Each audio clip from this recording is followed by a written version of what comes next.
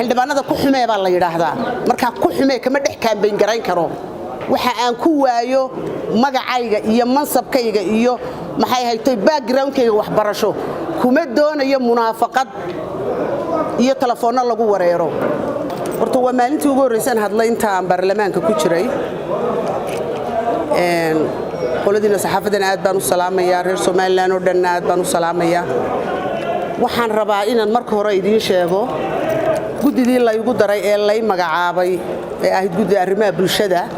waan iska casilay ka midna ma yihi sabab jira awgood talabaadna waxaan rabaa inaan idiin sheego oo aan ummadda ogeysiiyo sidii aan markii horeba dumar waxba loogu ogolayn baan maantana golaha gudihiisa dumar wax loogu ogolayn marka deegaanba ma ay Soomaaliland ku wada shaqaynayso maadaama aan dumar bacid wax u ogolayn oo positionka uu damacu ka galay lagu riixayo lagu garbinayo habeenkii la soo gashay maxay tahay tashanayo oo munaafaqad hoosta la ay tahay ummaddu dadkay dooratay waa dadka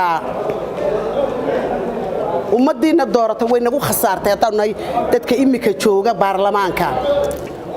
because dad aan mas'uuliyadoodiiba garanaynin ku xumee baa ka socota ku xumeena adduunyada lagu ma faa'iido mana raba inay noqoto irbad ku taag anigu marka xildhibaan aamina cilmi haddaanahay waan iska casilay gudidii arrimaha bulshada ee la ii magacaabay intaasaan doonayay inaan idiin sheego salaamu calaykum waraxmatullaahi wabarakaatuh xildhibaan waxaan ku weydiinayaa gudida arrimaha bulshada lagu soo galay ma waxaad uga tanaasuleysaa in damci aad lahayd lagu hirgelin waayay mise waxaa jira shakhsiyaad aad diidan tahay gudida ku jira waxa soo dhan laga ma hadlayo shakhsiyaadka shaqa idinka dhaxaysa wax dan gaar ah oo idinka dhaxeeya ma jirto on the other hand qofku hadii uu waayo yani waxa uu isagu ku wanaagsan yahay waxay ka fursan weydaa buu yeelaa marka waxaan ka fursan waayay inaan gudida iska casila hadalkii koobaneedo